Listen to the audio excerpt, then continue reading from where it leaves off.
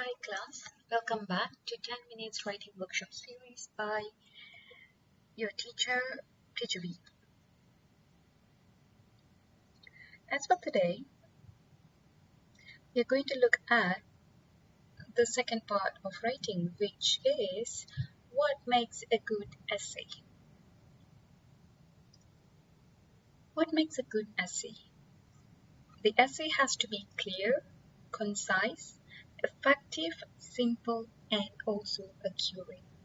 Jelas, tepat, menjawab soalan, ringkas, dan juga tiada masalah grammar.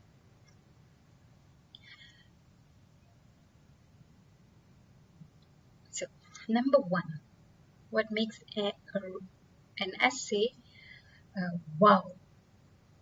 The content or the ideas that you give, the content or the ideas that you write. First, how to write a good content? You have to brainstorm.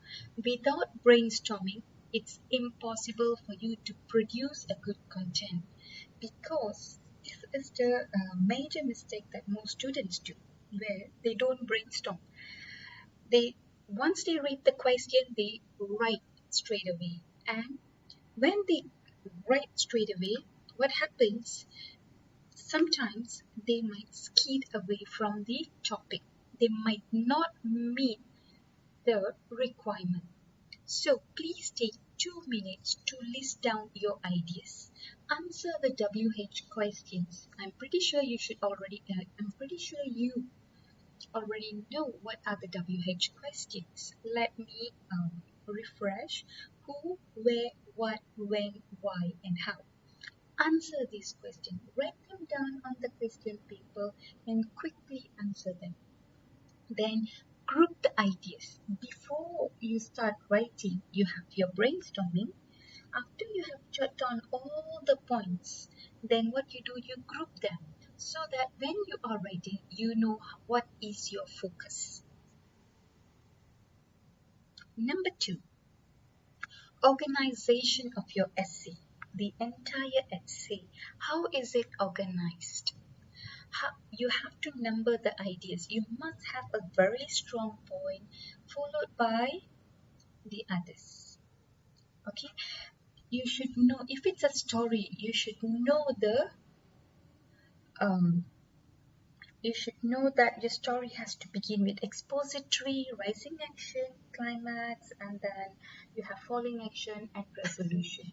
If it's a argumentative kind of essay, then you should know that you have to write both sides of the argument, which is positive and also negative. Then don't forget to use transition markers. Transition markers is going to help your reader to connect between points, between paragraphs. The transition markers will give a flow to your essay. An essay without flow is equivalent to notes. If you don't have transition marker, your essay is going to look merely like a note. And then, as usual, any essay, you should have your introduction, your body, your conclusion, and yeah, as what I said just now, the flow. You have to check whether your essay has the flow or not, whether it is connected logically or not. Okay, let's say you're going to write about the advantages and disadvantages of online shopping. So probably you can have 2 advantages first, followed by 1 disadvantage. You should not jumble all the points, all the ideas in a paragraph. You have both positive, negative in the same paragraph. No. Okay. Then organization of body. So just now we looked at the entire essay, and now we are going to look at the body only. So how do you organize your body of the essay? First, you should have a thesis statement. Thesis statement is the main idea. Just now you have brainstormed the ideas, and that is why I wanted you to group the ideas to see whether it is a main idea or is it a supporting detail. If it's a supporting detail, then it should be after your thesis statement. Thesis statement is the main idea. Supporting detail here is like the examples, the evidence. Okay, maybe you probably would have read in the newspaper, so you provide evidence from the newspaper, and then supporting details can also be like extra details that you give. Shopping, online shopping is convenient. So why are you saying that online shopping is convenient? So you provide extra details. This is because we can shop from home. We do not need to drive. For example, we can shop even at 2 a.m. in the morning. So you see, these are supporting details. But the thesis statement is online shopping is convenient. And then you should have a concluding statement. Conclusion, that is one whole big conclusion at the end of your essay. That is different, but every paragraph there must be a concluding statement also, which we will look at it in our coming episodes. And organization of body also, when you are organizing your body, you can also organize it from the point of these three content over here: past, present, future, individual, community, nation, world, personal, family, and friends, which I will talk in detail when I teach you on how to brainstorm ideas. So number 3 is the word choice that you use in your essay.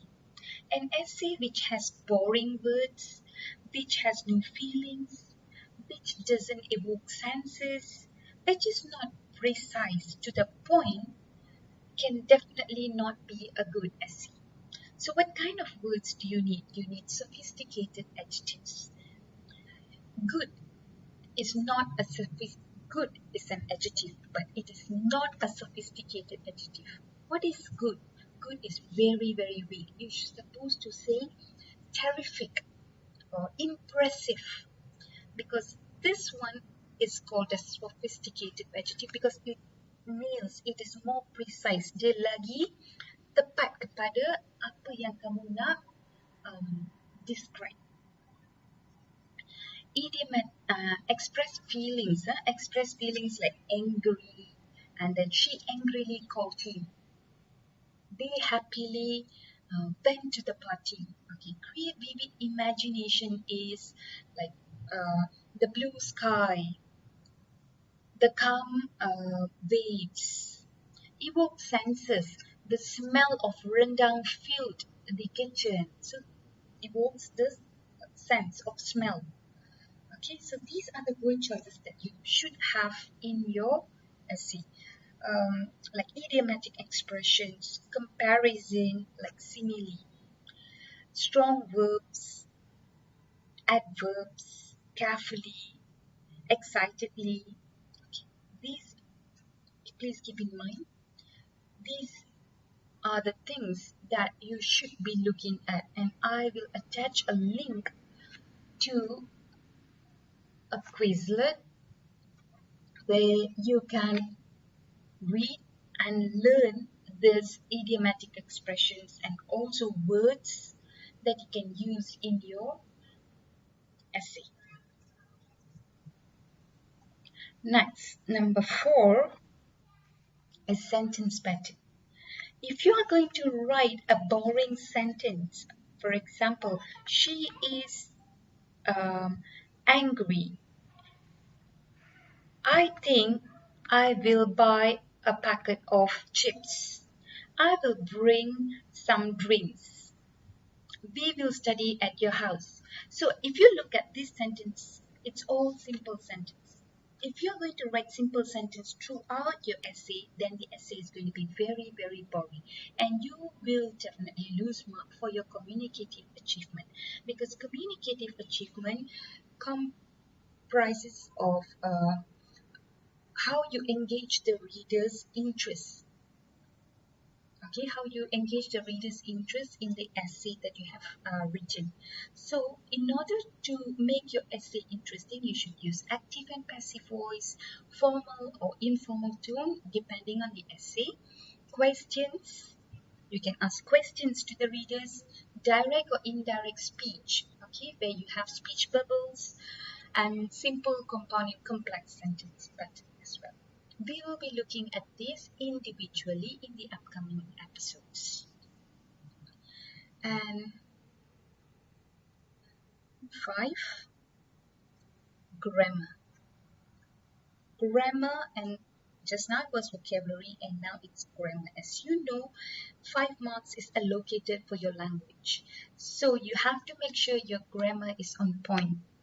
So how do you make sure that grammar is on point? Before you start writing, you decide what tense are you going to use. Are you going to use past, present, or future, or continuous, or whatever tense that you're going to use? You decide the time frame.